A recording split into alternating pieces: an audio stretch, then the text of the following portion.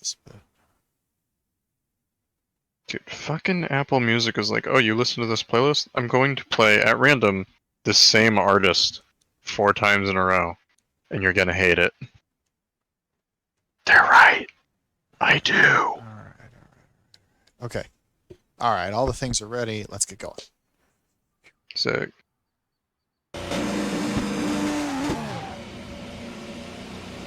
Starting 12th.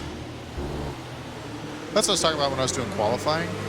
Was like, I know what they're going to be competitive at in the race, like on race day. So I just have to kind of figure out how to put myself in the middle of the field on qualifying. If it's a good mod, then that means I'll have to drive really hard for qualifying, like real life would be, right? But bad mods are like whatever.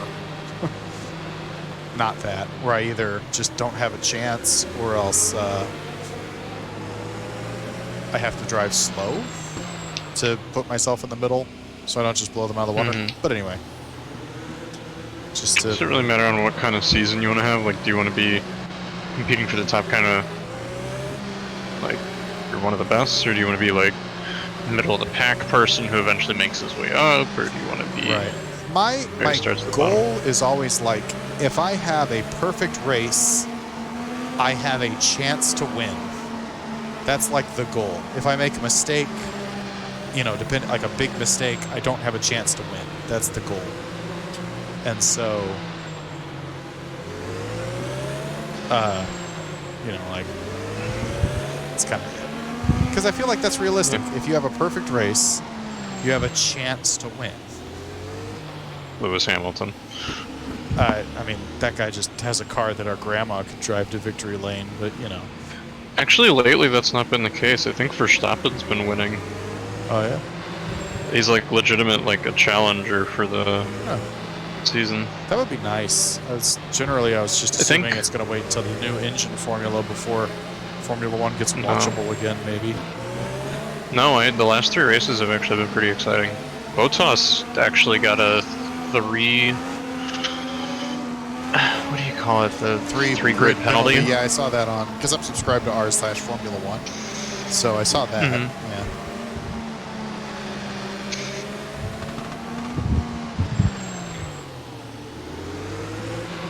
I need to go watch that.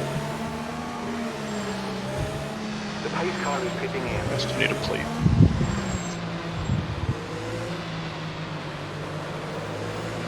Alright, and I guess we're going. Okay.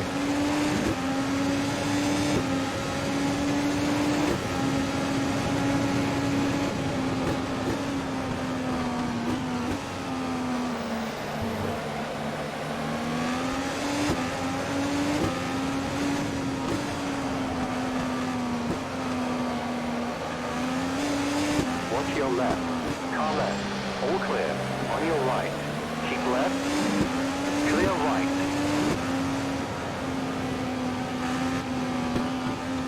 On your left.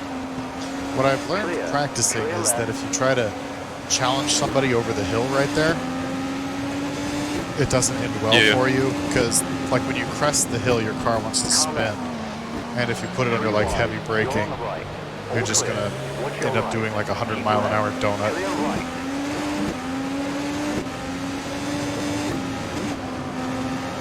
Understandable. Did you see Bottas's? I don't know what it was for. I just read the headline. So Mercedes had been having trouble getting out of the pits quickly, so they wanted him, or I don't know who wanted him, or if it was his decision to do it. Basically, his car was starting in second gear leaving pit, and the higher rotation just caused him to spin out because he couldn't control it. Just starting at gear 2 or whatever, instead of like what I would assume would be like gear 1. Well, gear 1 would have more torque to it. That's weird if gear 2 was the one that was spinning him out. I don't know. Okay, here, disclaimer, I don't know racing. I just would naturally assume gear 1 is slower or less whatever spinny boy than gear 2. So, okay, they're rear-powered cars, right? Yes. So gear 1 is going to provide you the most acceleration most quickly. Yes. Which means if you're going to lose control, if the back tires are going to exceed their grip level, it's going to be on a lower gear because it's putting that much more force through it. So I guess maybe he should have been in gear 3 rather than gear 2, maybe? I don't know. Right. I'm not the expert. Fair enough. Just gonna go watch it. I think Formula 1 has like a really good channel for like updates on races and like qualifying and showing you the good stuff that happened.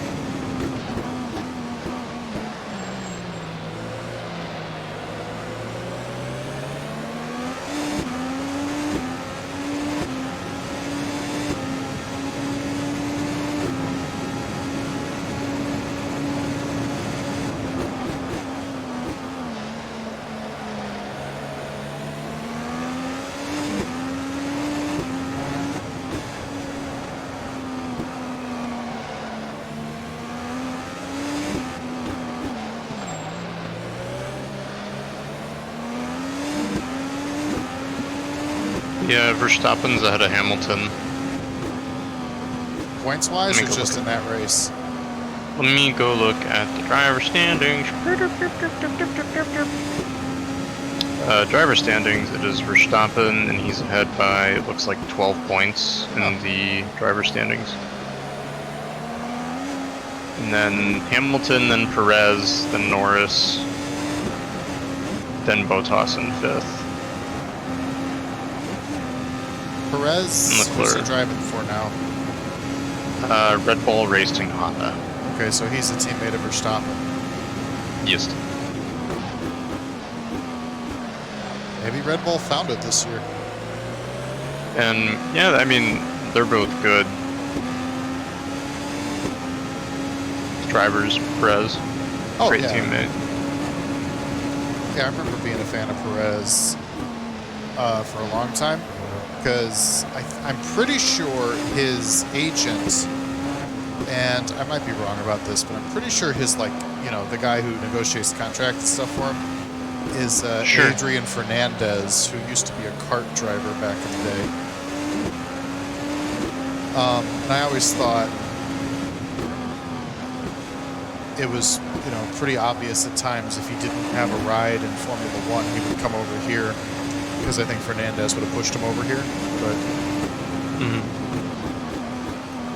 But he's obviously always found rides. Like back when he was driving with, oh gosh, the pink team that used to be Force India.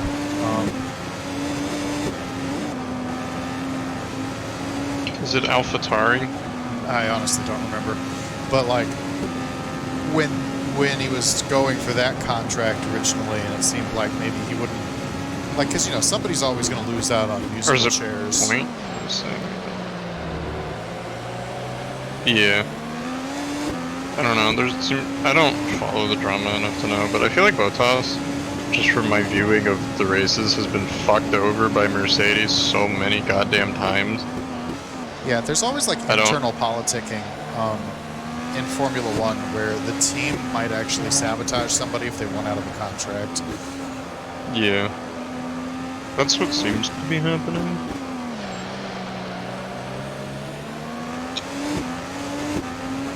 That is my understanding as a super casual fan. Because it's not like they don't know how to fucking do pit stops and shit. But like they just actively ignore him. Like before the race the other day, he was like, "Hey, it's gonna be a two-stopper," and then Red Bull pulled out a two-stop race and just crushed it. And fucking Bottas after the race was just like, "You fucking idiots."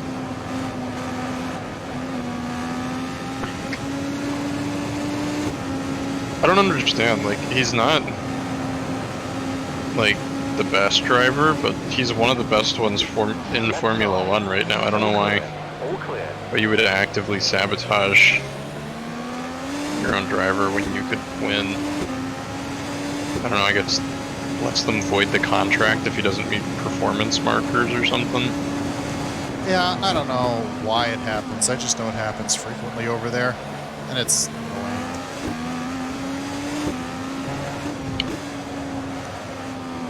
Like, on the handful of reasons why... Glad I'm not European in any way. It's fucking asshole Europeans. Like... I'm a full-blooded American. It's one of the reasons I like IndyCar far more, is that it truly believes everyone is giving an honest and cooperative effort every race. Whereas Formula One, it feels like, for any number of reasons, they might just decide to fuck your career over.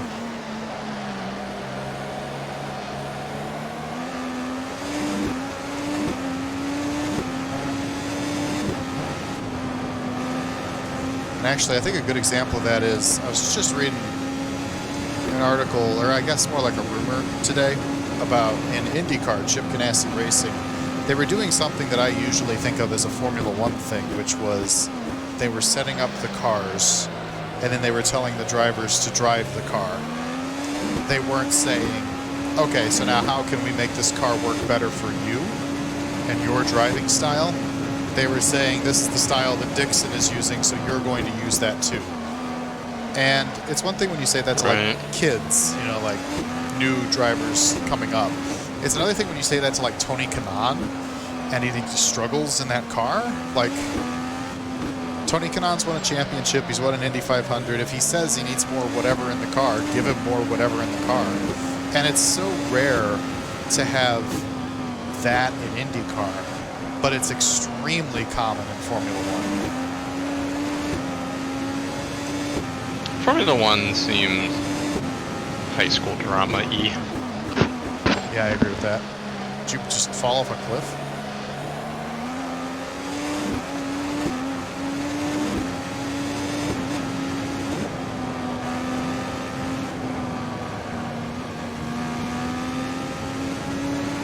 Hello? Alright, well, get back to me. Hey. Did you die? I'm at the bottom. I'm at the bottom of the cliff. Throw the rope. What happened? Bite of my sandwich. Oh. There's a lot of static in that sandwich. It's shocking what you'll find when I make your food.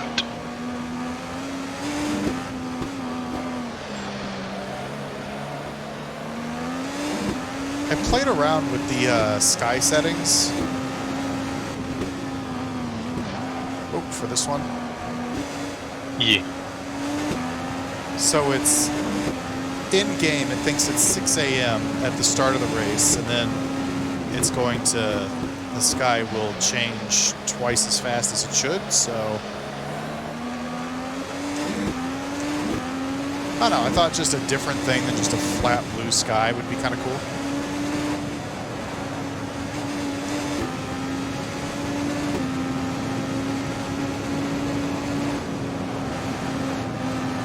Put fireworks in the sky.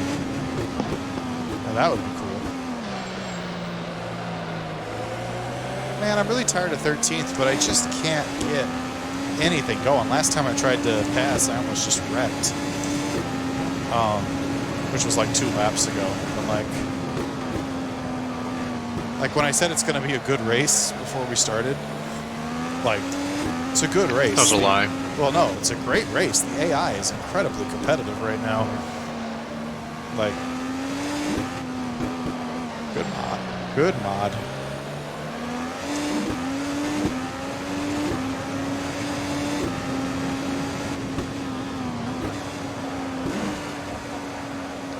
Like, there's only one part of the track where I feel like I am extremely better than them. And that's kind of like the last little kink when we get there. But it's like almost impossible to do anything with it.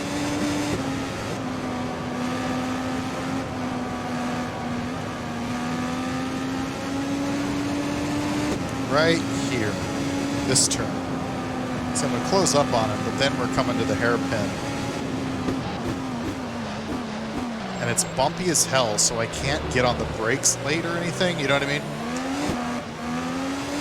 Because the car will just spin on me if I try to, you know, really like jam the brakes, I'll lose it.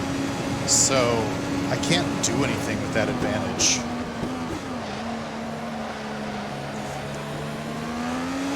Past, present, or future, anybody watching this, I know this isn't the 100% layout that IndyCar used to use, but I like this one better.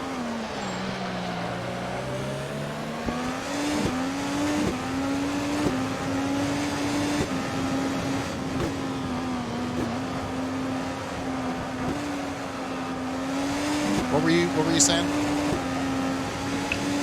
I don't remember. Oh, be a super aggressive like I would play. I don't know that that's going to help me.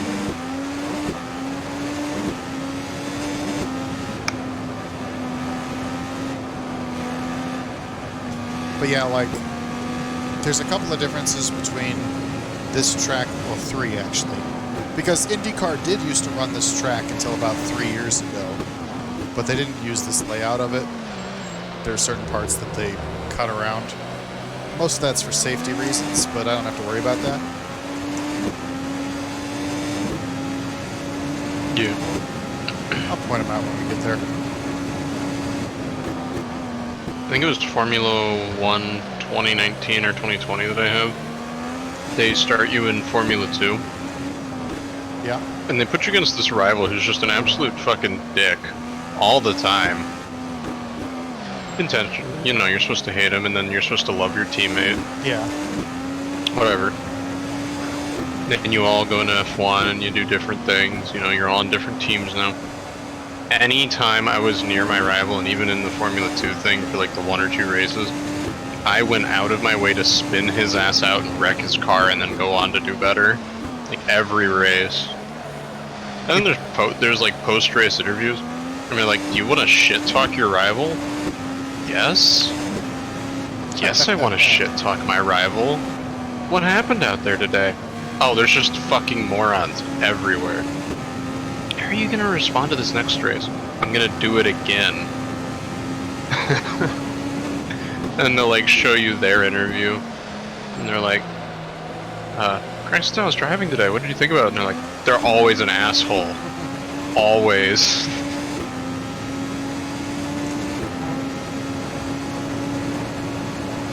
I don't know.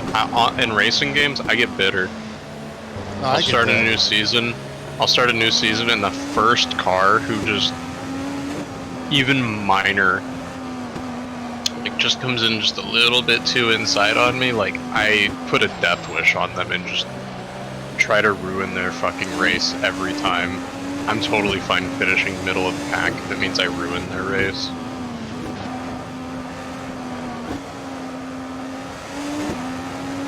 There's kind of, not really, but for part of that story, there was an interesting real-life IndyCar analog to that story last weekend where, so in Indy Lights a few years ago, Renus VK and Oliver Askew were rivals.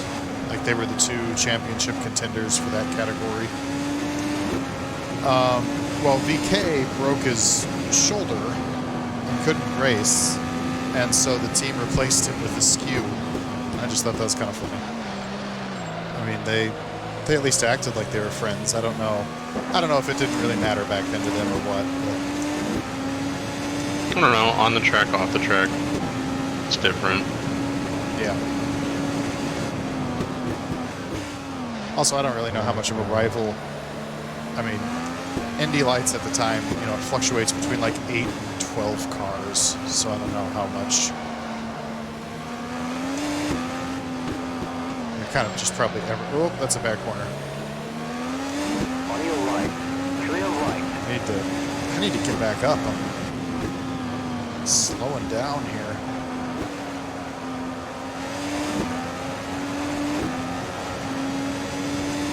It's almost definitely a tire wear thing, but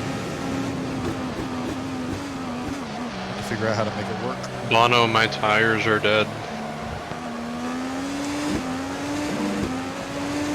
They're not in great shape.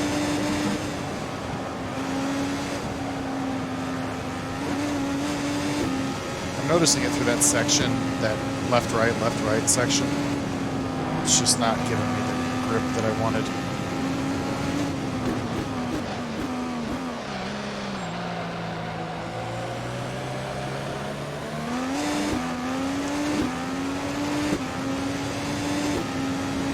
Alright, 2.7 to VK at the line. Let's see if we can cut that on this lap. Let's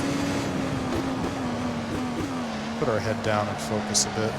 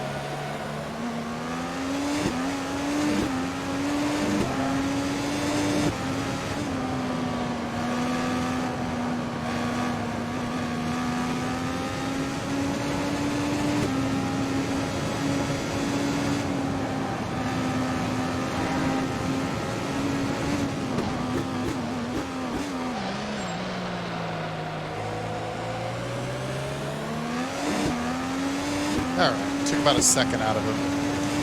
That's good.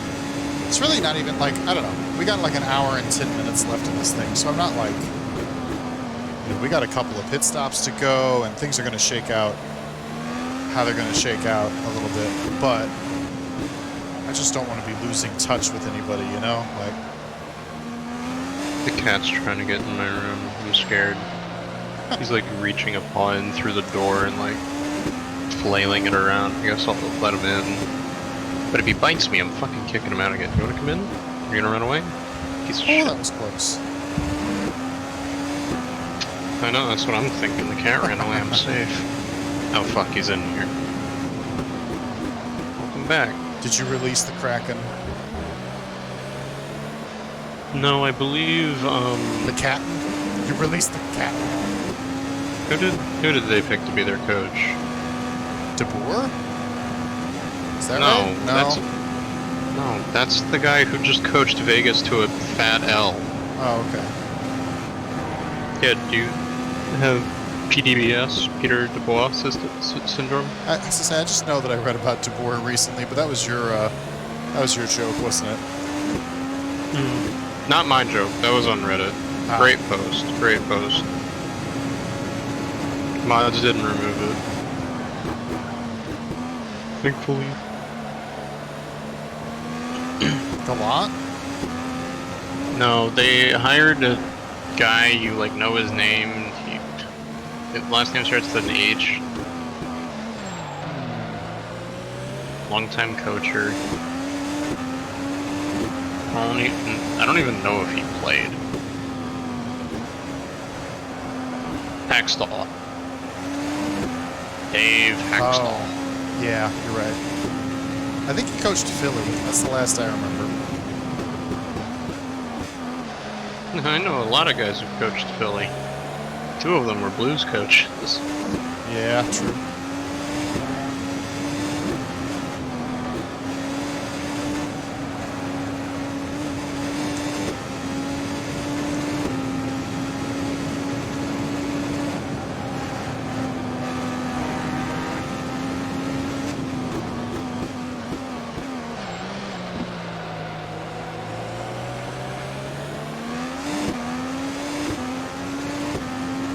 Putting the throttle down, coming out of the hairpin there, it's wanting to spin me. Like, tires are worn and the track is bumpy and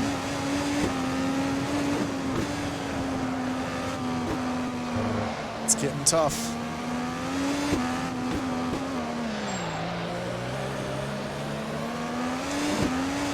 I don't know if it translates through the stream just how bumpy this track is, but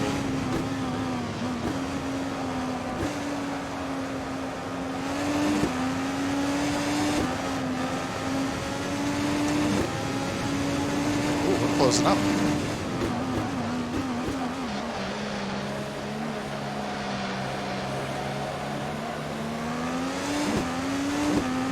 Lost it.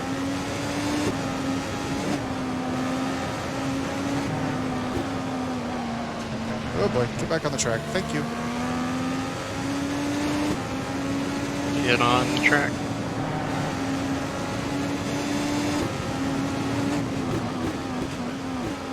Interestingly, I didn't really lose a lot of time there. Nice. Normally you go off the track and it's like, this little maneuver is going to cost us 5 seconds.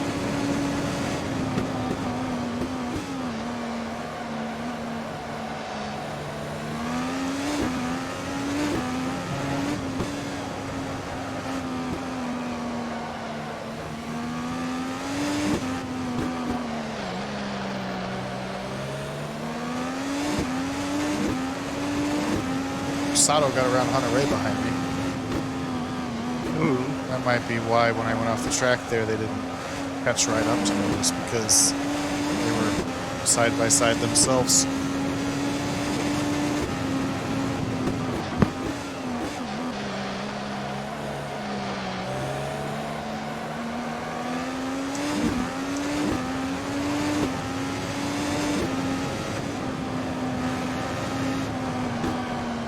It just does not want to turn in right there anymore.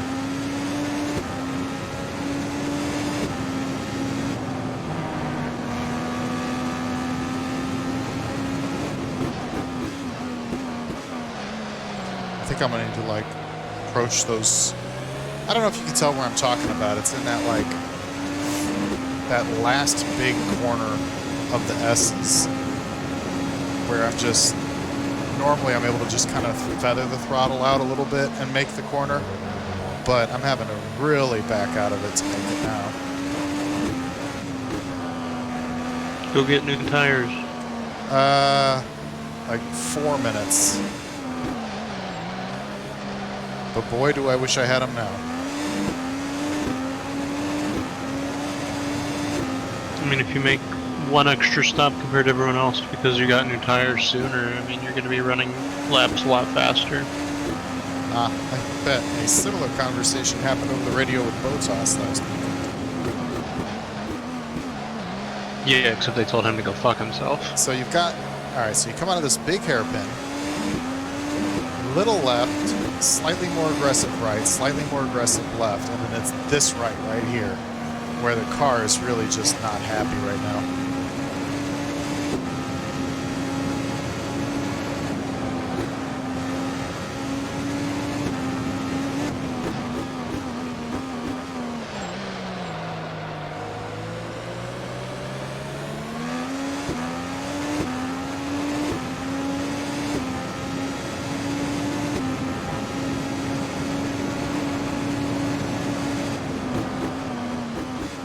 And we're not losing nearly enough time for me to like be like, okay, bail.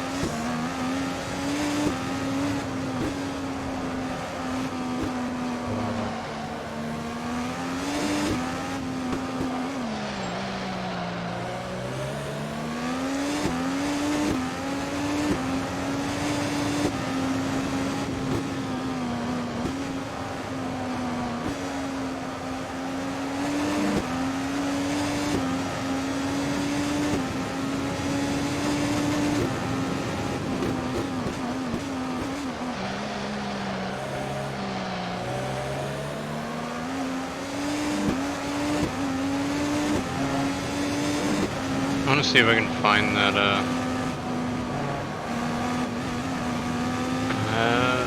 I want to see if I can clip that thing from the stream earlier. Check out these tires, though. Absolutely shredded. On your left. Clear left. All right. Well, VK's giving up the ghost. I'd give up the ghost. All right, fine. That'll keep me fair with the AI as well. Oof. Oof, indeed.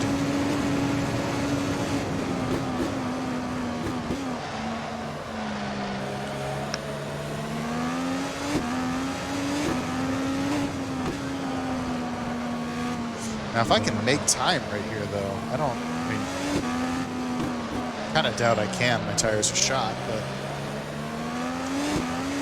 there's open track in front of me, so not like anybody's been slowing me down. I've been pretty slow, but you know, that's got to be the way you think. I've got an opportunity here to kind of undercut the AI. Why are you so slow? Or overcut, I guess. But I guess maybe everybody who stayed out is struggling on tires right now.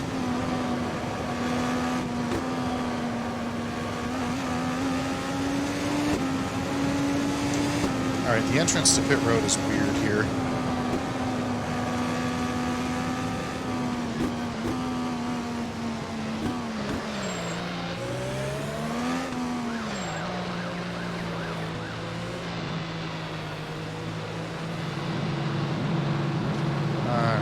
Where's my stall? What about Eric? There it is. You mean Jordan? Looks like I'm lucky number 13. Alright.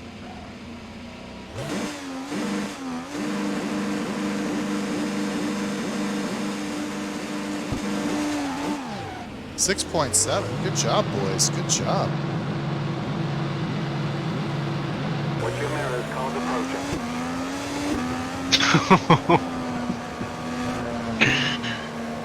I found the stream clip. Of what? So there was a moment where there was a three-way intersection, but basically two ways didn't have to stop. And a bus turned out onto one. A truck in front of Pampa slowed down, a little pickup truck. I was picking up speed behind them, not really paying attention. I just looked up and I was like, I'm not stopping for this. So I basically just skimmed between her semi and the bus I went into oncoming traffic and just skimmed by her at like well over the speed limit. Nice. And it was when my microphone wasn't working.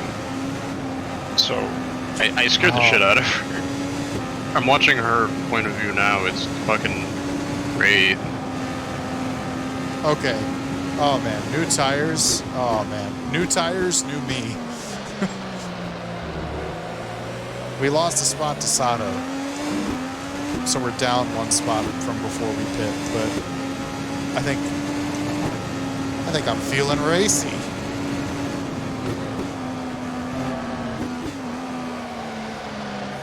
Not like that though. Hit the apex, this shit's on my ass.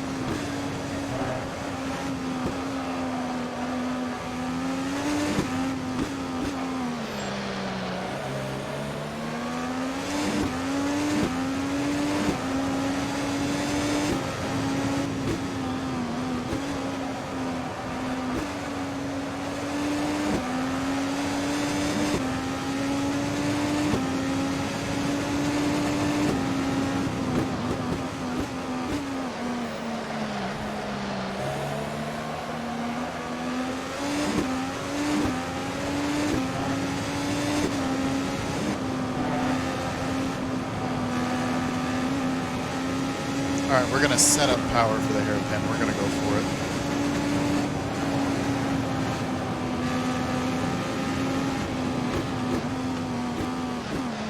Car left. All clear. Done. Left side. Done deal. Clear. All clear. Clear right. And he is Watch your right up left. my ass there. Left side. Keep right. Clear left. Alright, we backed off. Hey, that's a pass. Watch your left. Clear. Man, he is hungry to get this spot back.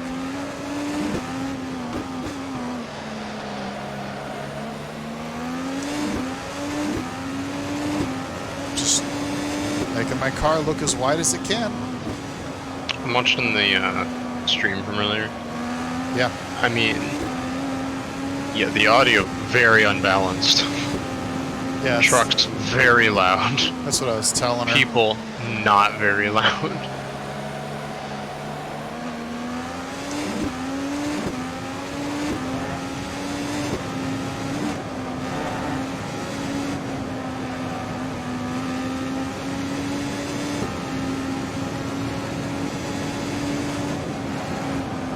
Earlier at one point we had like 8 viewers, but no one was chatting. But it was fine. It was fun. In Truck Sim? Yeah, on Truck Sim. 2 of them were me. Fucker.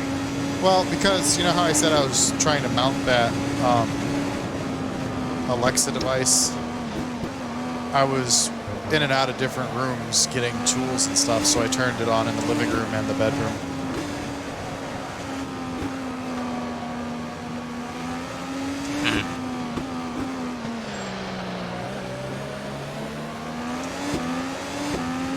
Oh, fuck off, power.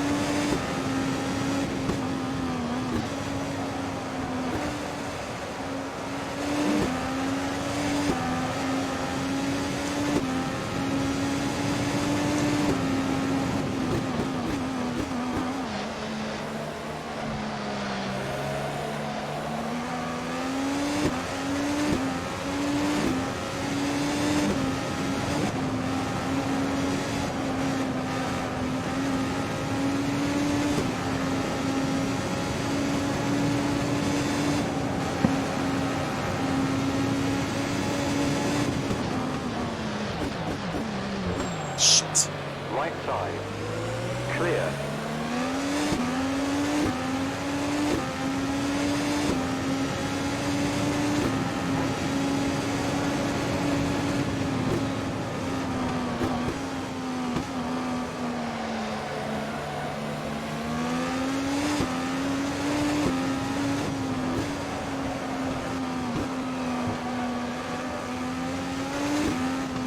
If I was Montoya, I'd be a dumbass and go for that pass.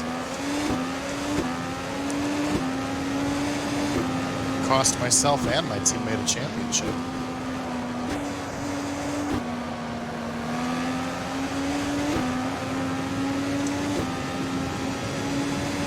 There was I want to say it was 2014. There was an IndyCar season where going into the last race, which was at this track, Power, Montoya, and Dixon had a chance to win the championship still, like by points.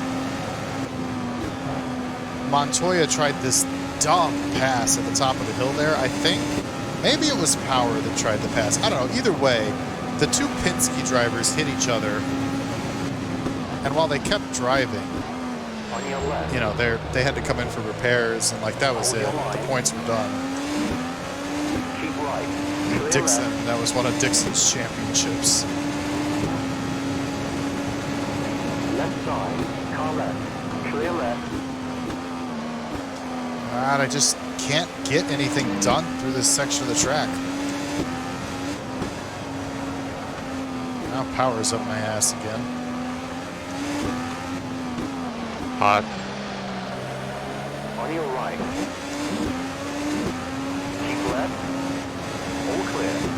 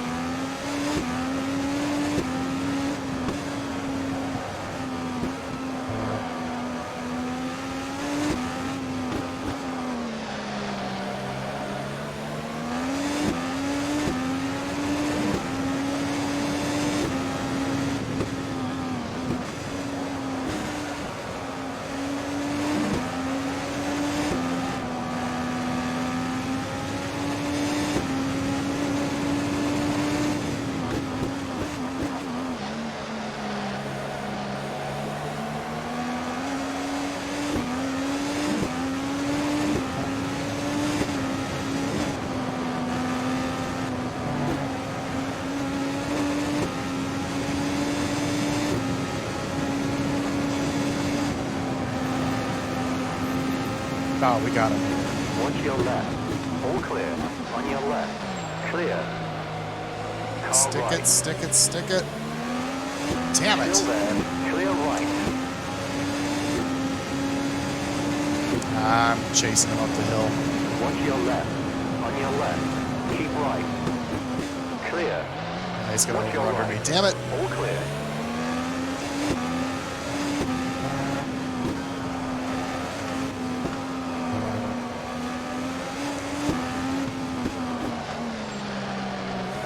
Now that brought power Left side. closer to me. Clear. It's like, I think overall our lap times are faster than Sato's. But I just can't get around him.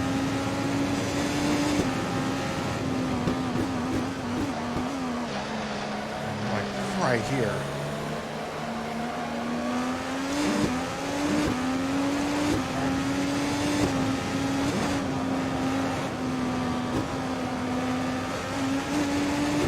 All right, here we go. I'm gonna back out of this. He's gonna slow up here. Yeah, okay.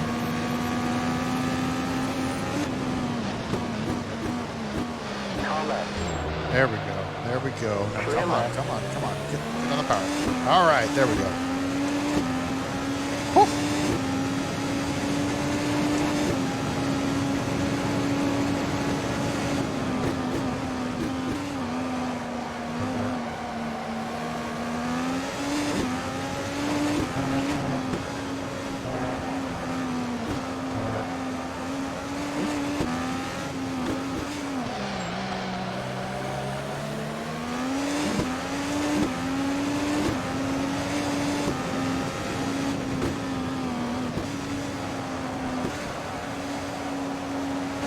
Still with me?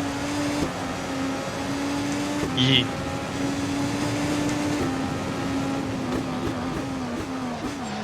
See, now that we made that pass, we're getting around. It's not like Sato's fading away in the mirror now. Because we You're were getting there. Yeah, we were faster than him. I just couldn't get the job done. Like, this is what I meant by it's going to be a good race, though. Like,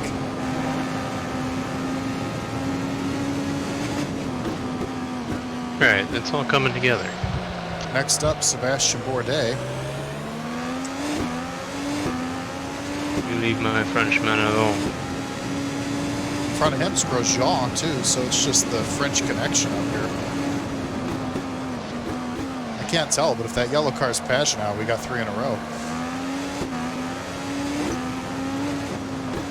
I don't care for the others. I'm actually really coming around on Grosjean, rather. Like, I didn't think I was going to like him because, you know, ex-Formula 1 driver, elitist, blah, blah, blah. But no, he can wheel them. Well, yeah, of course he can. He's a former F1 driver. They're better. No. Nice try. Whoa!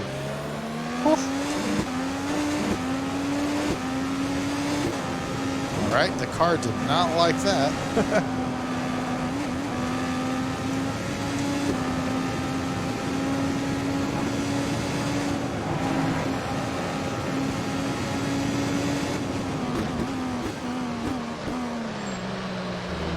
Oh, it's not Pagenaud, it's McLaughlin. No 3 Frenchmen in a row.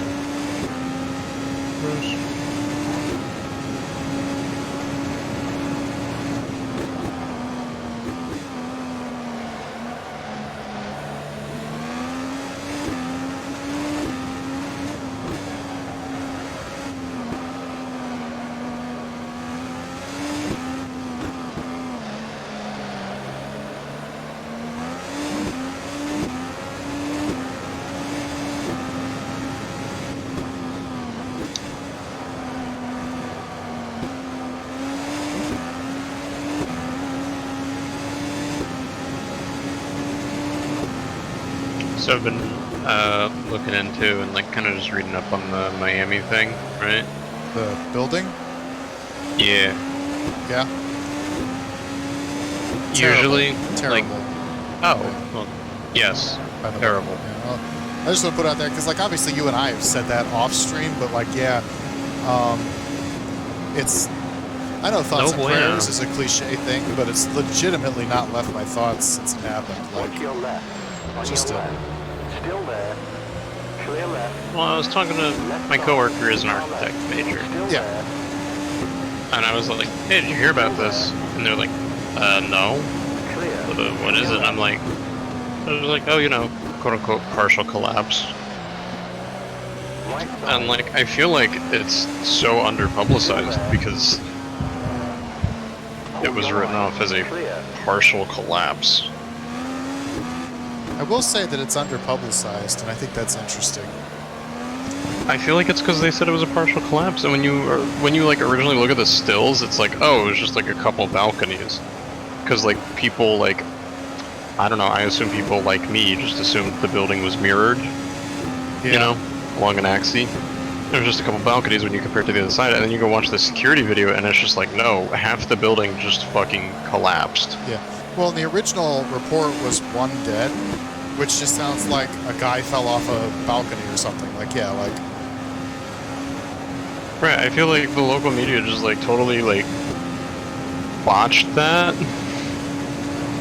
No offense to the people doing their jobs, but it feels like you kind of didn't do what you were supposed to be doing. Keep right. Clear. Watch your left. I was just thinking, like, because that's my major. Structures is like a huge part of it, Yeah. and just growing up where we did, the Hyatt Regency collapse, which was like the deadliest like collapse building death thing in the U.S. other than 9/11. So take out terrorism, Oh my god. you know, the Hyatt My game Regency froze hotel for a collapse. second. That was terrifying. No. Clear. The balcony collapse at the Hyatt Regency Hotel, which killed 114 people, is the deadliest collapse, whatever, if you take out terrorism Well, I think this is in the United States. top that. Oh, yeah, no, easily. I was talking to my coworker about that today. I was like, this is going to top that. And, like, no one seems to care. All right, something is no. really off with my computer here. I gotta figure this out.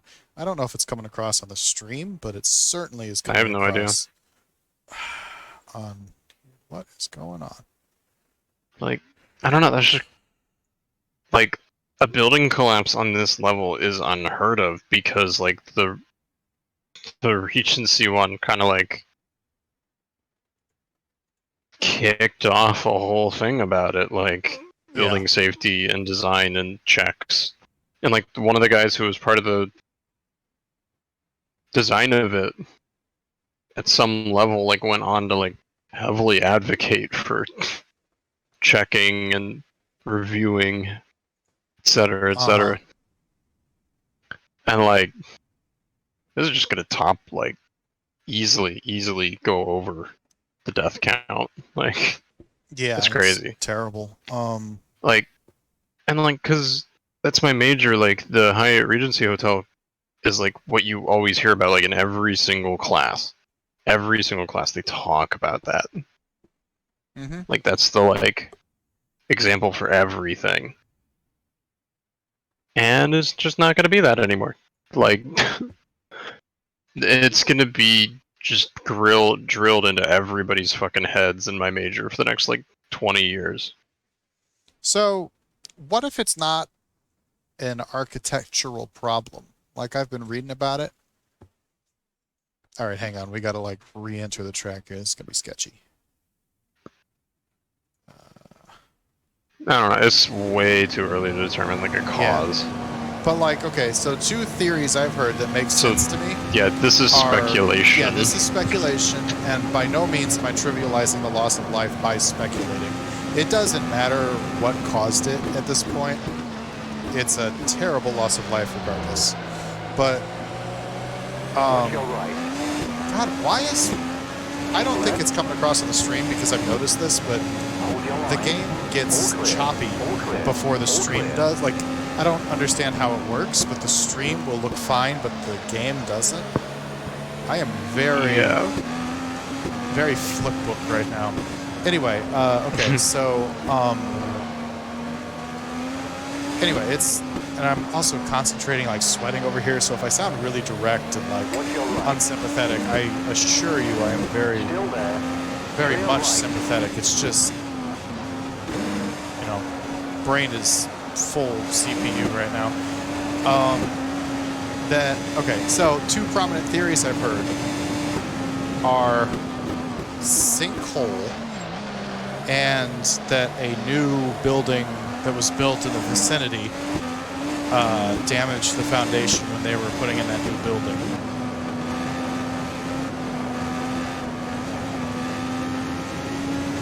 I have heard the sinkhole. I've heard that. I have not heard the damage from another building. I did hear, I was reading about the building nearby was built after Florida's like revolutionized building codes, and the one that collapsed was not. Yeah. I don't know if it, I didn't hear about the damage thing. I didn't read too much into it. Cause like kind of waiting.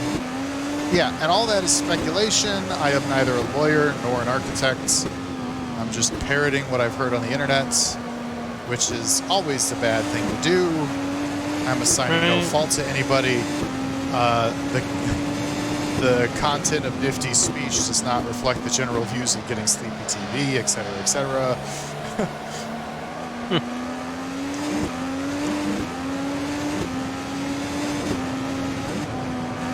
But yeah, that's just like, you know, Reddit speculation that I'm talking here.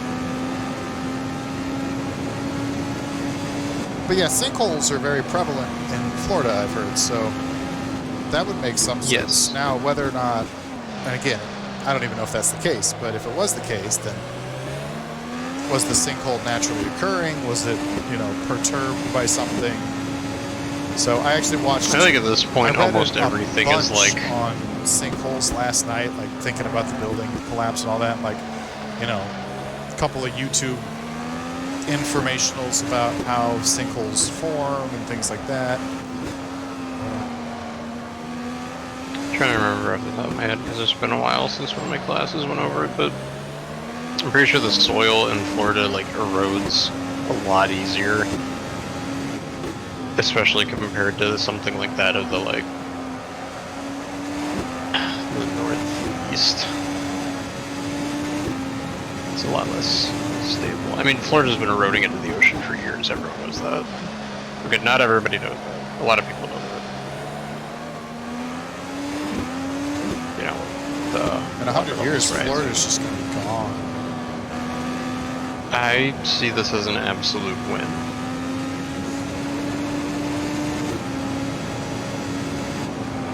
There's too many racetracks in Florida for it to be an absolute win.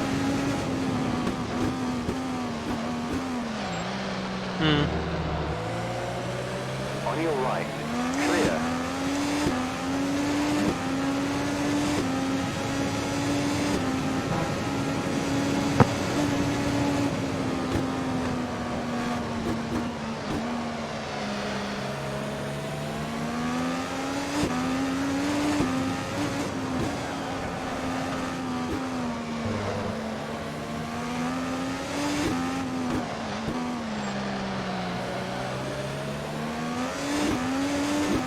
Hello?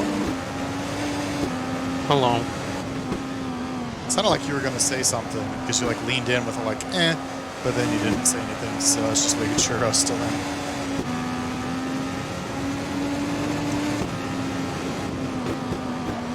So there's, you know how turns in racing get names and all that. I don't know the names of all these turns, but there's a section up there I'm going to call the carousel, which is right after I crest that hill. Right after I crest that hill, and I'm like going downhill and making a like spiraling left. Yeah. The car is really sliding. Like the back end is. I'm like, you know, like deja vu drifting through the end of that corner right now. And I think that says something about my tires. Like, don't push them too hard right now.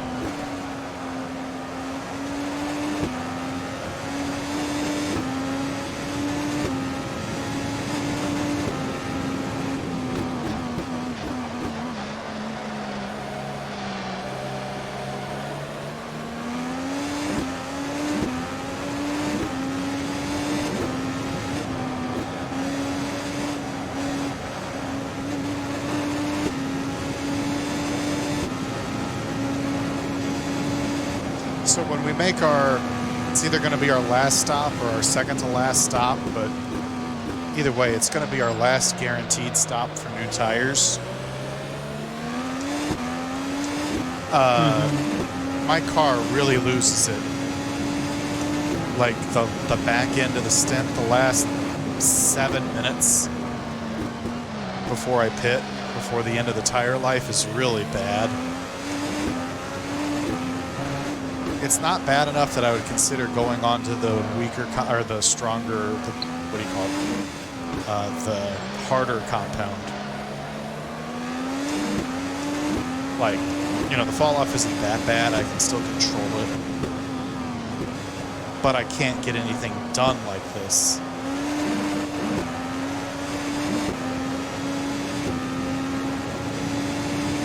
So basically, I just gotta, and I got all these push to passes too, you know. I just gotta figure out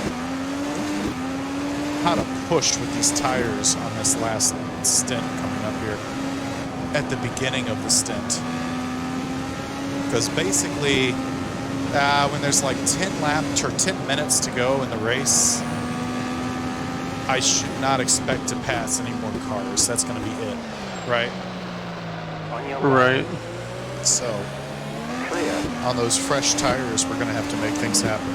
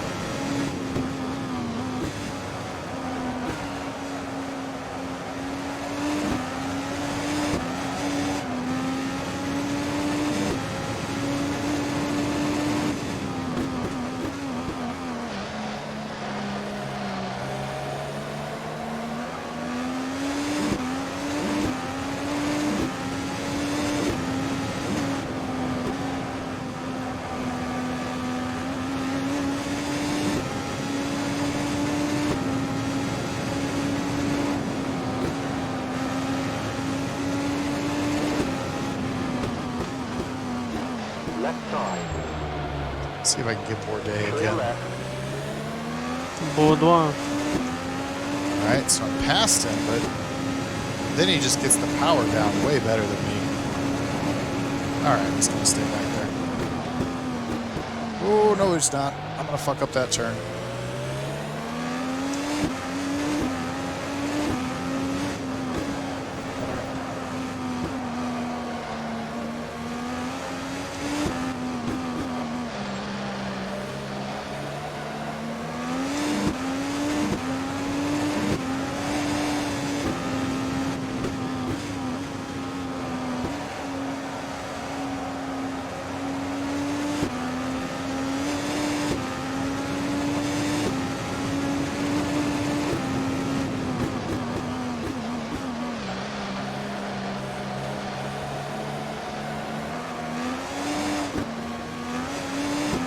Ooh, these tires are rough, man.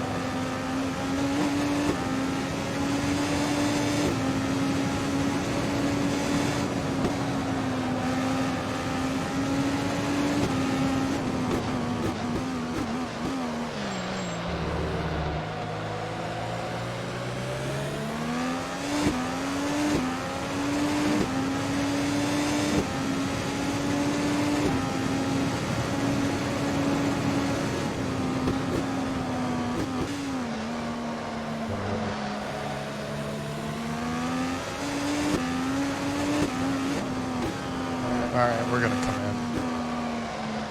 They're coming in, I'll come in. And then it's go time. Then we're gonna put the effort into like making progress rather than just not flying off the track.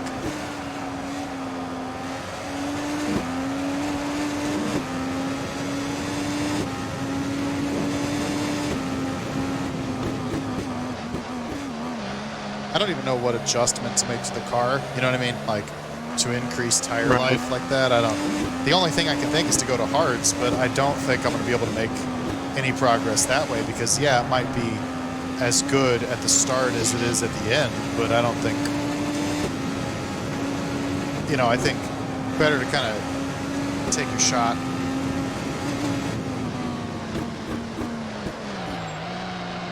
Oh, we could not have done that better. Our pit entry there was fast. Like, I mean, we hit the speed limit, but we nailed it. Because you got to make that turn, and there is no speed limiter on that, like, really narrow turn. Could not have done that better. I think I'm a tap out for the night. Oh, shit, man. This is the last 30 minutes. But I'm so tired. All right. I'm crashing. All right. You can't crash. Careful as you Good recline luck right. on the race. I expect P8 or better. We'll try. We definitely got ahead of Bourdais out of that pit cycle. That's rude. Good night. Bye, bitches. Yeah, we got ahead of Bourdais, but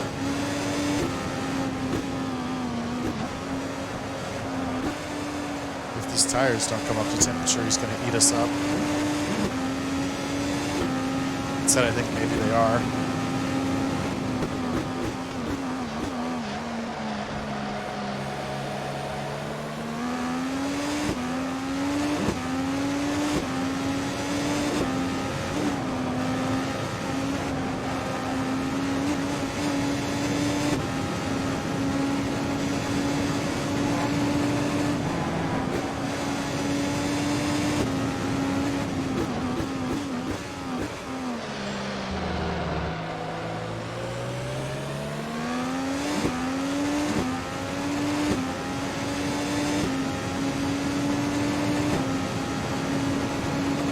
Grosjean's coming out. On your left. All clear.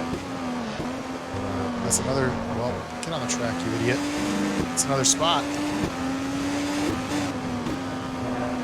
But Grosjean pitted late enough.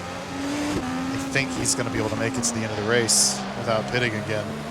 Bourdais, I'm not so sure about. Myself, I know I can stretch it fuel-wise, but it's the tire tag that's the problem.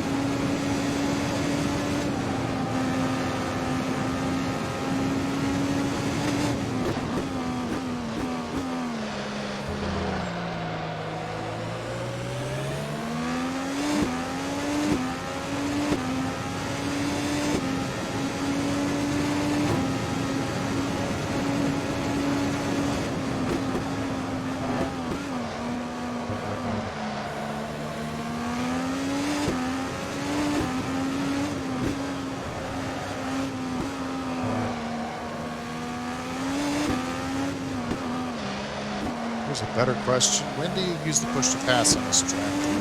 Probably coming out of the hairpin going up the hill.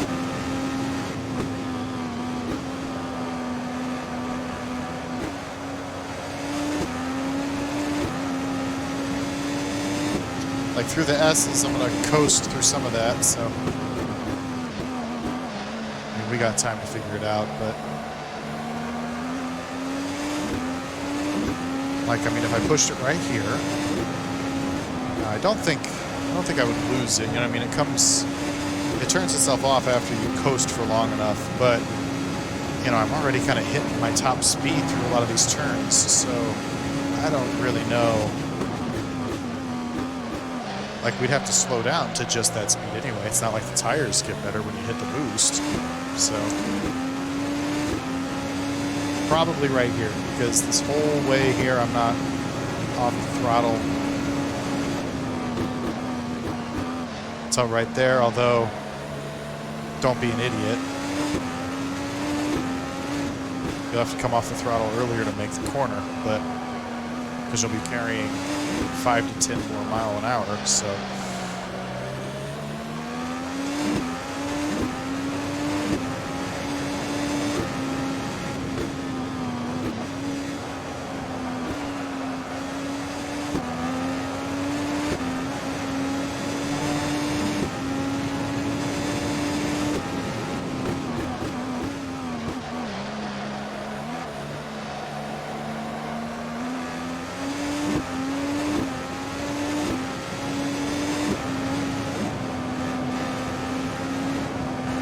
I'm starting to rethink this. If we get more acceleration here, yes, we'll have to come off the throttle. Like, I mean, we're going to have to figure out how to make the turns, but that is the longest amount of straight throttle time.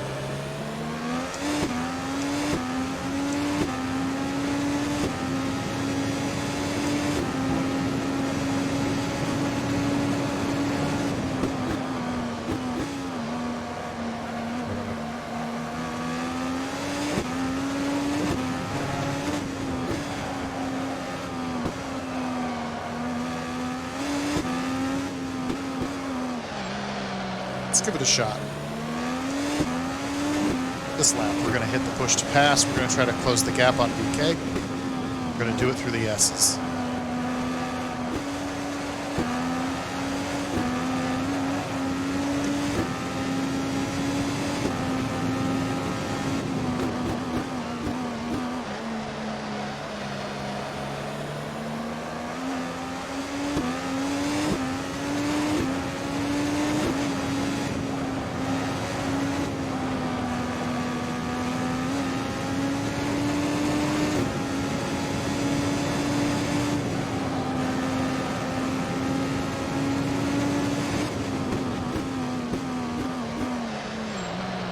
How do we do? I mean, yeah, I'd say we took out at least half a second. I mean, it was a lot closer.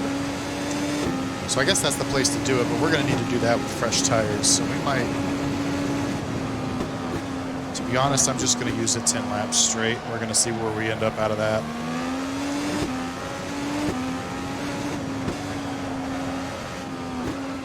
Because again, in the final 10 minutes or so, the tires are useless. That advantage goes away quick. That boost.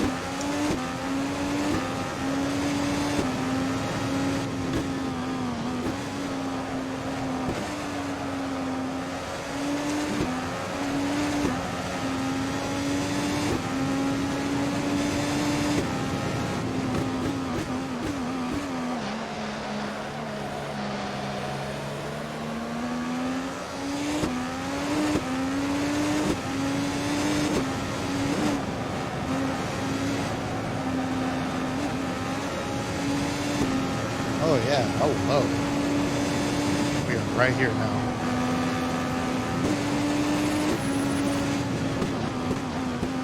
Car left.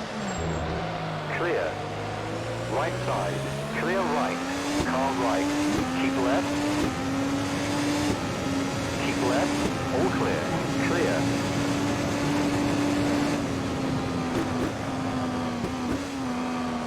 I didn't get that pass off as good as I wanted, so I just decided to tap it again. Figuring that getting the position here was more important than having it on the back straightaway one more time.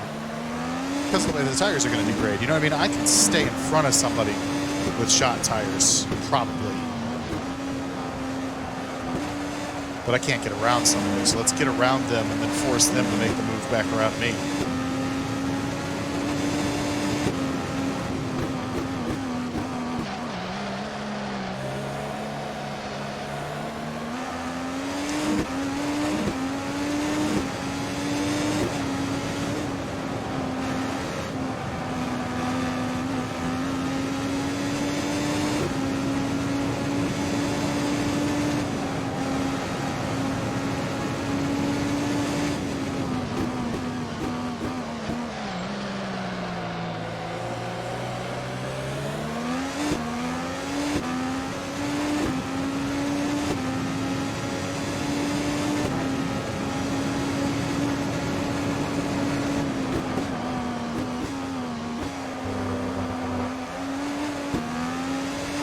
I think that might be me setting the fastest time of the race. I'm okay with that. That's 2 extra bonus points if it sticks.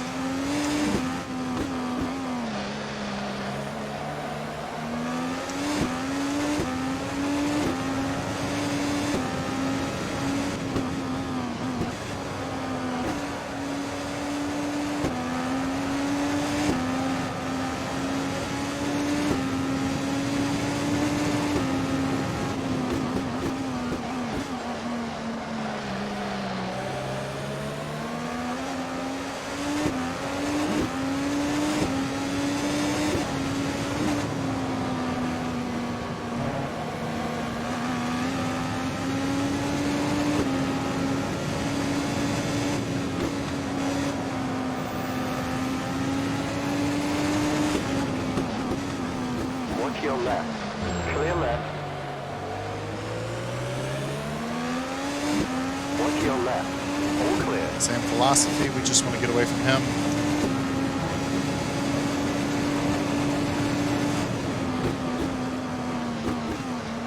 I think that's the best way to do it. A little bit of tire slip there. The top of turn 1, or I don't know what technical turn that is, but the first turn where you have to brake. So that's the tires giving out, starting to, which means we got 20 minutes of us trying to hang on.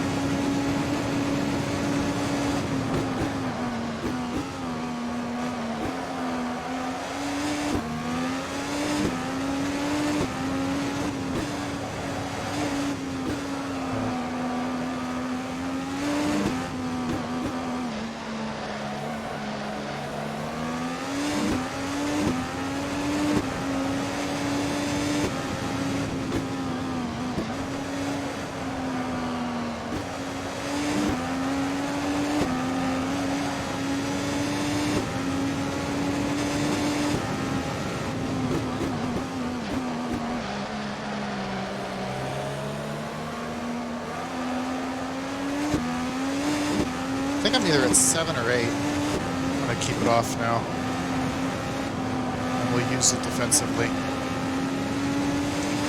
at the end. So, I mean, we're right here on New Garden anyway. Watch your left. Left side. Clear. On your left. Clear left. Huh. To be honest, they didn't give us nearly as much of a fit.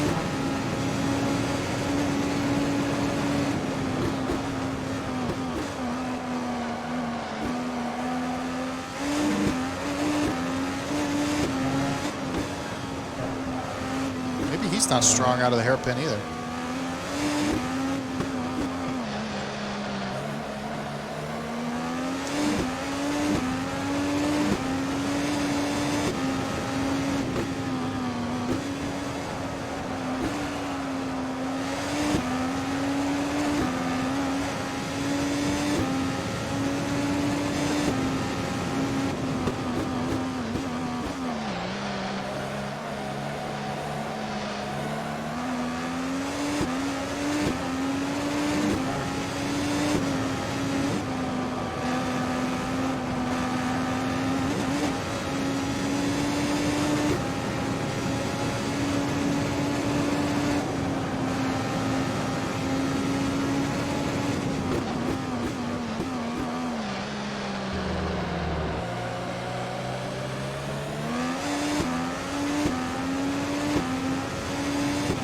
We are really close on fuel now, too.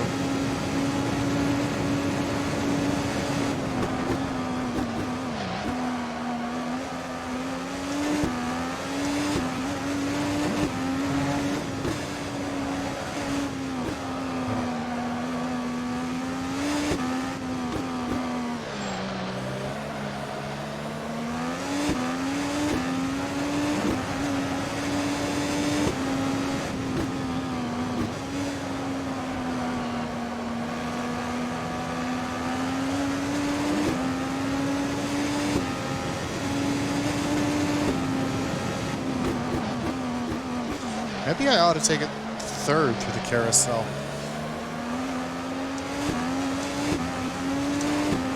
Hasn't really occurred to me, because I always thought, you know, keeping a lower gear, that'll help me turn, but I don't know. I seem to like being in third, which is how I qualify, so.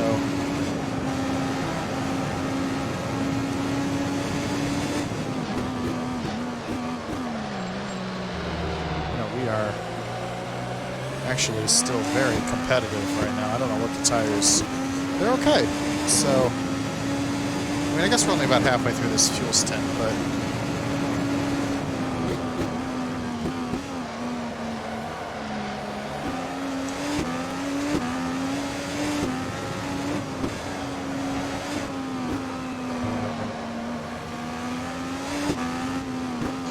like we are knocking on the door of P6, and I'll take that.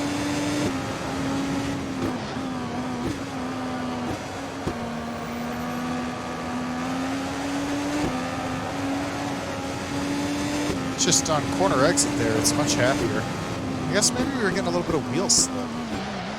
I didn't even realize it.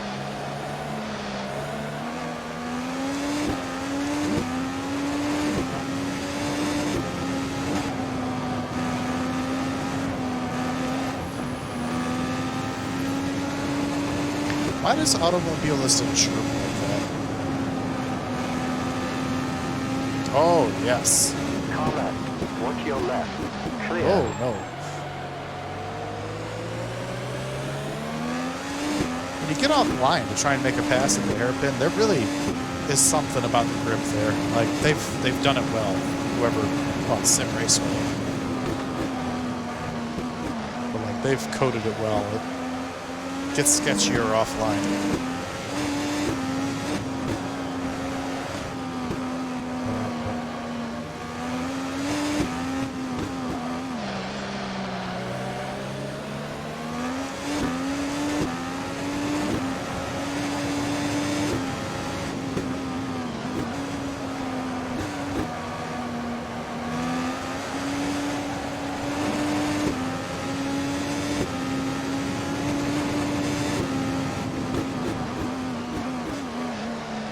and more I'm starting to think we're going to need to make a splash and go kind of stop.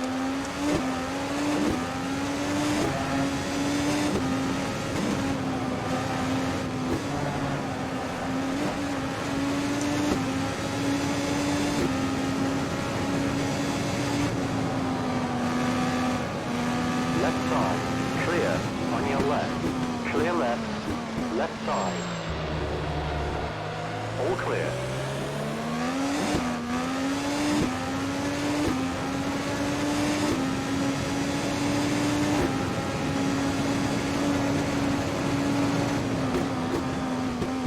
All right.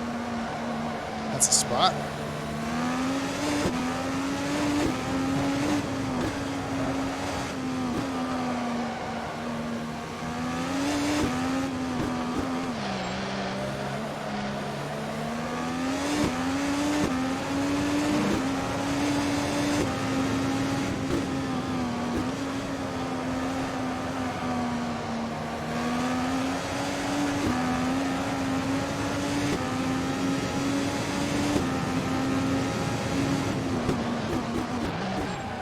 Shit.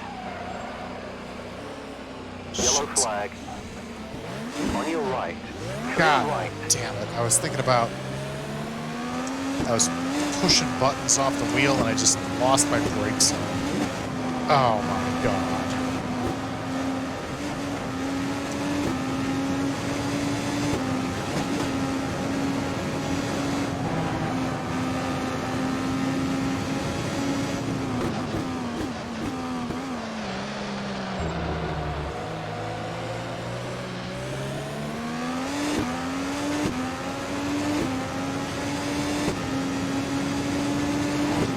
We're set for like a splash and go situation if we need to. And it only took us 2 spots to do it. God.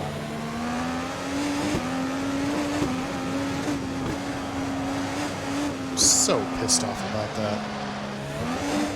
Right side, all clear. 3 On spots. your left. Clear left.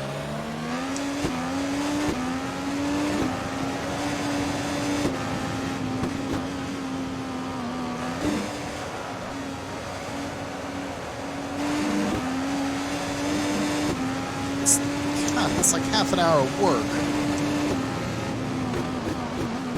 It's such a habit to brake when you see the tire marks into the turns, but you have to brake at the 400 sign into that corner.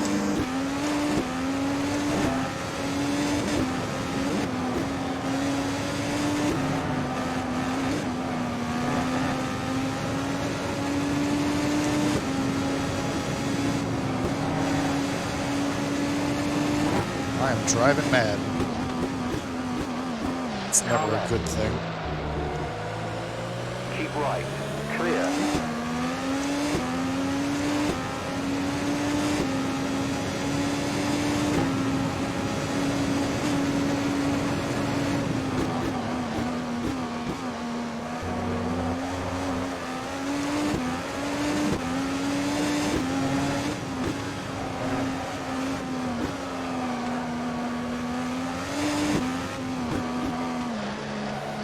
We're just going to run this on the ragged edge. Hope we don't spin. Might get back around below. 6 seconds ahead.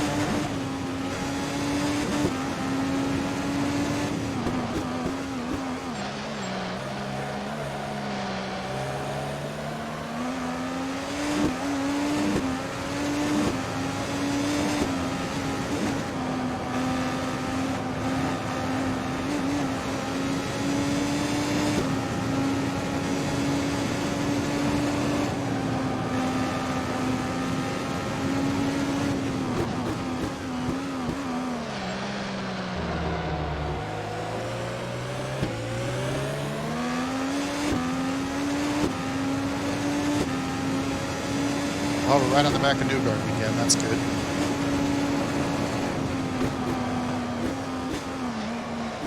Sorry, I'm not talking much. It's just full effort right now.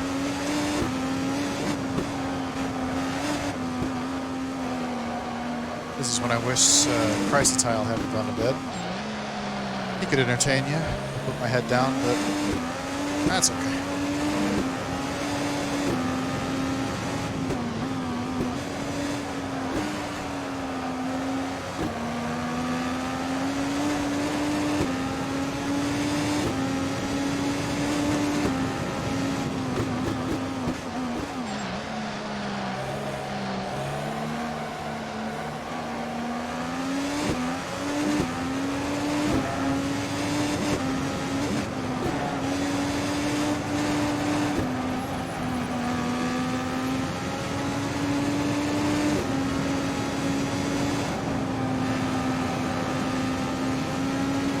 Your left. Still there. Clear left. Car right. Clear.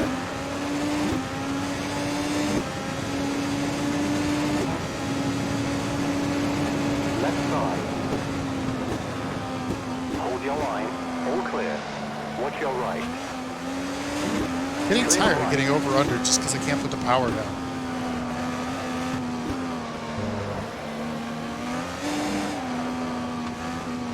Very cool tires, very cool.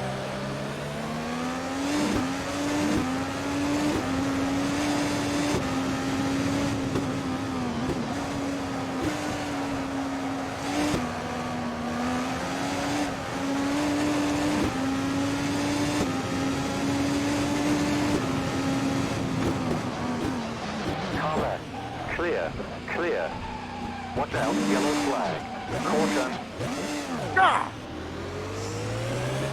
What is he doing cutting him like that?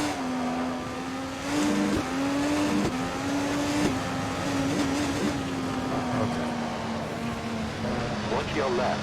On your right. All clear. Right side. Clear.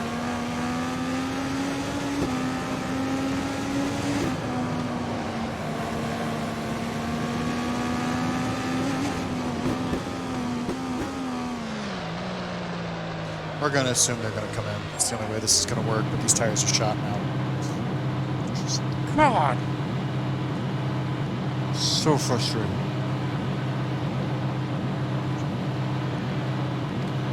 We're going to run like mad.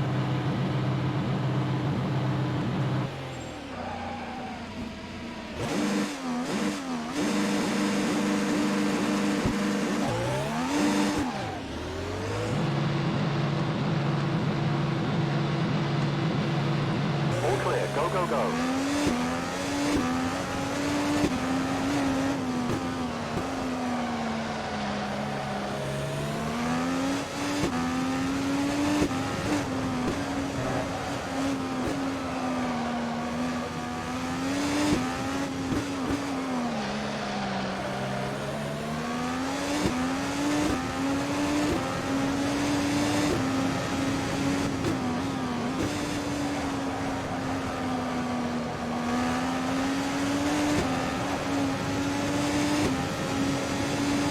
See a lot of pit stops from them.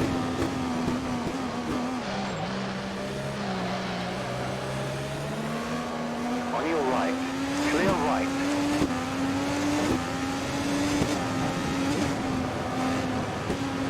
Because the only way this pays off is they have to make stops, which I'm seeing some, so that's good.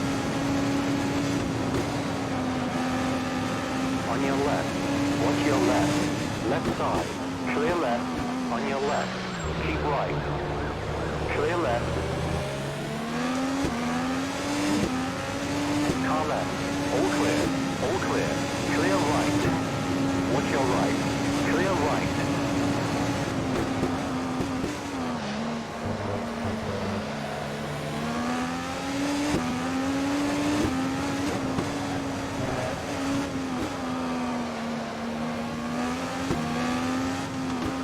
Left side.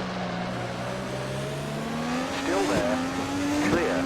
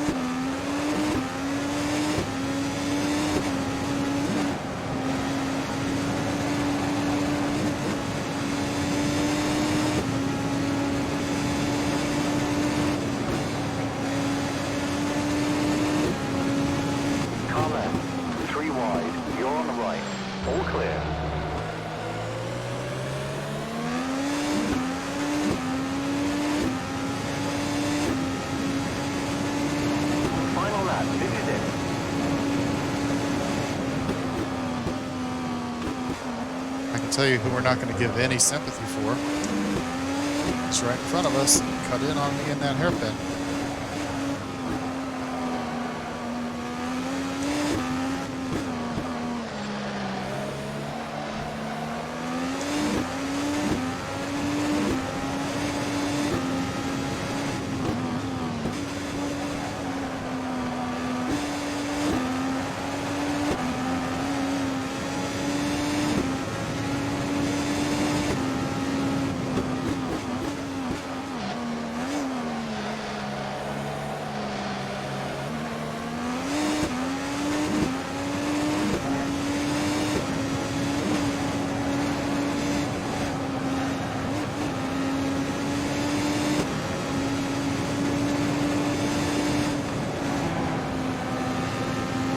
Left side. Clear. On your left. Keep right. All clear.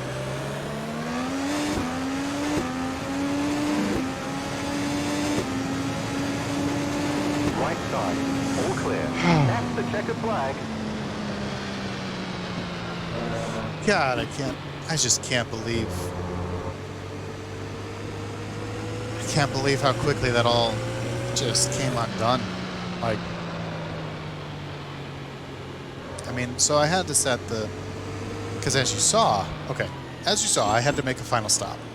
Like, one last little splash and go of fuel. I would not have made it to the end of the race otherwise. So, I've got this little wireless mini keyboard that I keep next to my steering wheel. But the light goes off of it, like the backlight on the keys goes off, and I can't really see what buttons I'm pushing. And that's how I get around on the menu here, up, down, left, right, all that stuff. So I was waiting for a straightaway to get my hand on it, and I looked away to find it, put my hand on it, and because I was waiting for a straight section, we hit out of the carousel there at the top of the hill, come down the turn, and then you got that little bit of a straightaway before you come into that first hairpin, not this last hairpin. And it was while I was trying to find the keys on this little mini keyboard that I missed the brake marker, and I was kind of looking out of the corner of my eye at it. But so often in R Factor and Automobilista and these kind of tracks, they'll have like tire marks, and the tire marks are representative of where you hit the brakes sometimes, not the signs. Like, how there's signs of 500, 400, 300, 200, 100, or whatever it says. Like, sometimes it's the sign, sometimes it's the tire marks, sometimes it's neither. But on this track, there are corners where it's either or. And boy, that got real choppy at the end there. The caution flag is out. And so, just out of the corner of my eye, while I'm trying to fiddle with this keyboard,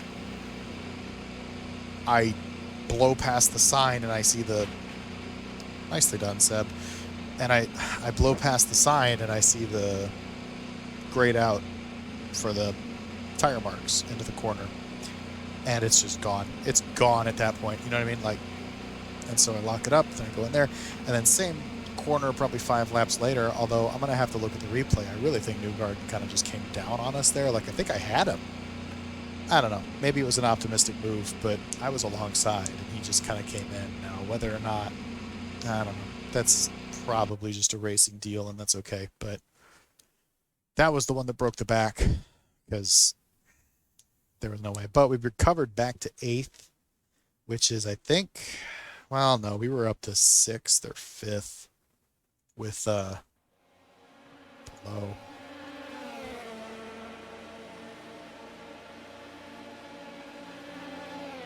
6th. And then, yeah, it just kind of all came apart there. Who wins? Robert Wickens wins. That's hard to say. Congrats, Robbie. Romain Grosjean, 2nd. Scott Dixon, of course, 3rd. Dixon, O'Ward, and Pelot, I think, are the top 3 in the championship. So that's where they're finishing. I don't think Dixon's going to get overtaken by anybody. Anybody have a remarkably bad day? No, not really. Elio had a bad day. I think he's up in the points. You're looking at the bottom of the thing. I'm not, but the thing down here, I cannot see it. The points. That's an overlay on the stream. I don't see it. God, that was a good race, man. Like, just a good race. I mean,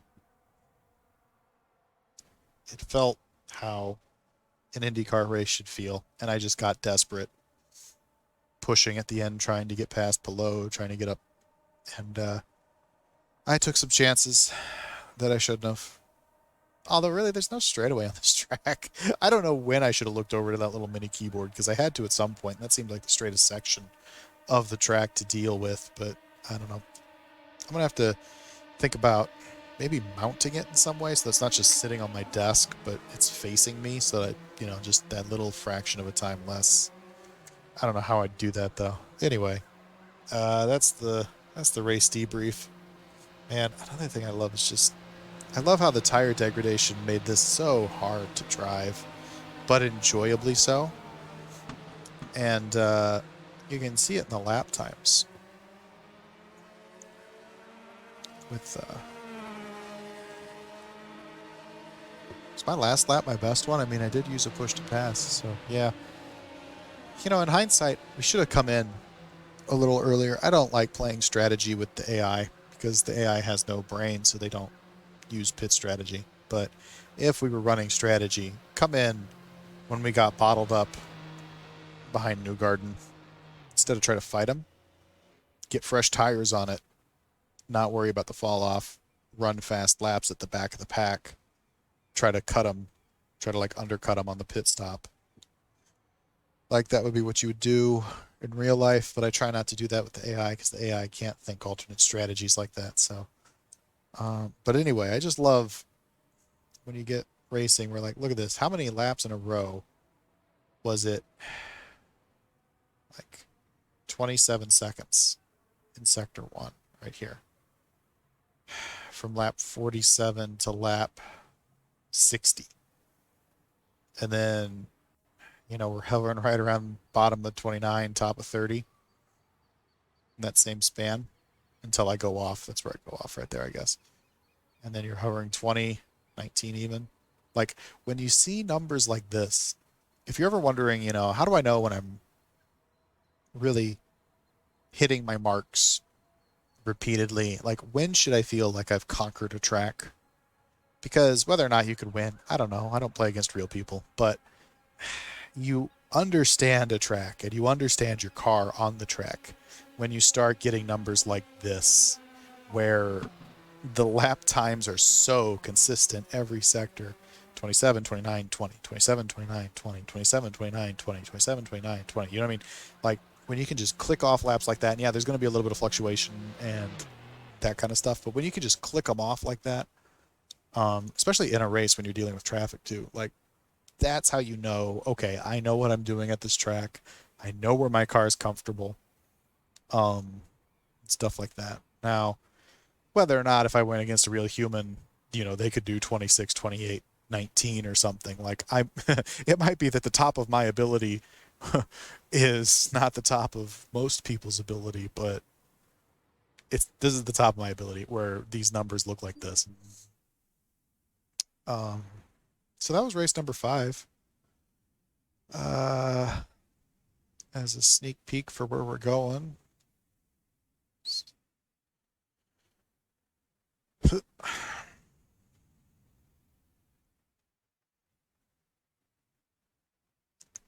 is going to be the first non-American open wheel racing track that I run. Like, IndyCar has run at Sonoma, Phoenix, Circuit of the Americas, all the tracks that I've run so far. But we're going to break that trend and go to one of my favorites. I just really like the Adelaide Street Circuit. It's just a fantastic racetrack. First street course of the year, too. And since this came with the game, I'm fairly confident we'll be able to have a good run here. And I noticed that the lighting at the track is really neat.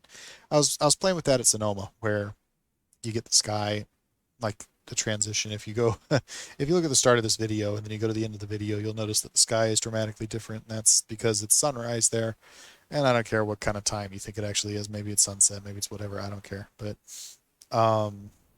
anyway, I just think it's fun to kind of play around with this stuff right now with the skies, just so it's not a boring blue sky the whole time. Oh yes, gosh, the speed limit at Adelaide, I'm going to need to change this. This is painfully slow in IndyCar. I mean, kind of in anything, really, but IndyCars just aren't meant to go this slow for this long. So anyway, I kind of thought it would be neat to have like while the game thinks this is 6 a.m., I could set it to like, 7:30 or 8 p.m. It's whenever... All clear. But like these lights, I think they did a good job of like making some really intriguing lights and lighting situations down here. It's really cool. In my opinion, anyway. And it would kind of make sense that if you're in Australia, you would want a different time than just day, because that would be night over in America where the series is based. So.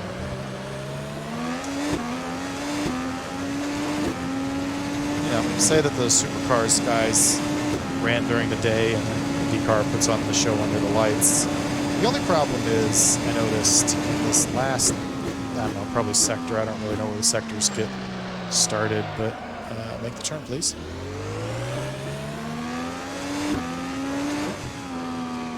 There's no lighting from here on. You're kind of just going ambient. And so I might turn the ambient. God, I love that. I love coming out of that little kink and then having to, before the car is 100% settled, having to get down for a haircut.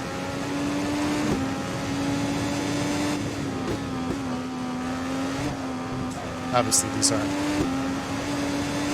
this is not refined. I've tested here for like 5 minutes just to see the lights. And,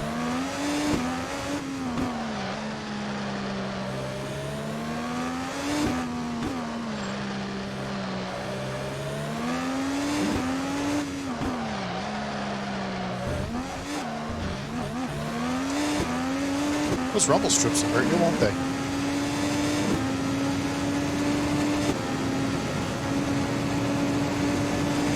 But no, IndyCar fan, and I think IndyCar is the best racing on the planet.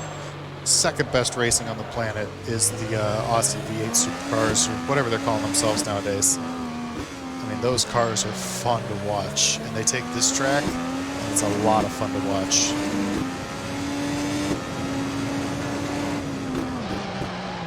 Hey, that's not right.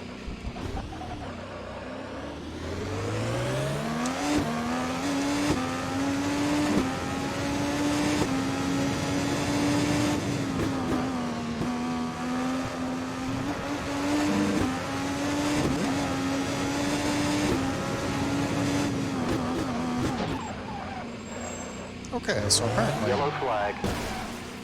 apparently I just suck at this track right now, which is fine. I The caution haven't flag is out. studied it much, but certainly not getting those consistent sector times right now. But yeah, I think this is neat. I guess like in real life it wouldn't look this blurry. Like if I was driving a car and if I had the windshield and the halo, those lights would probably look a lot better through glass, whatever it is. Because it would look like a more accurate distortion effect.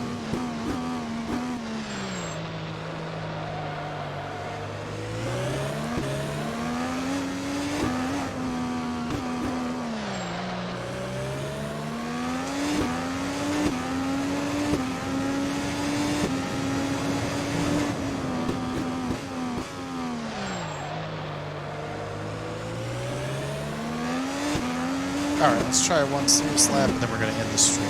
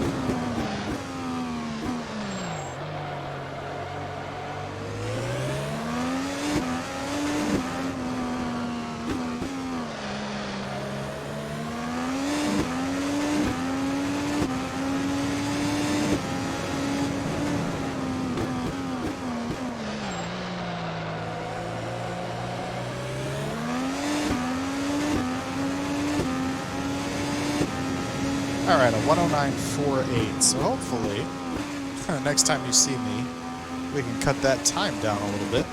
Although, this is qualifying trim versus race trim confession, because qualifying is kind of like where the magic happens, where I set up the race. Sometimes you don't get, I mean, you definitely never get to see qualifying, but like sometimes it looks goofy because I'll have to run weird laps just to qualify in the middle of the field, just because I know that they're going to be stronger in the race than they are in qualifying for some reason, but things like that. But anyway, look forward to that, and thanks for stopping by.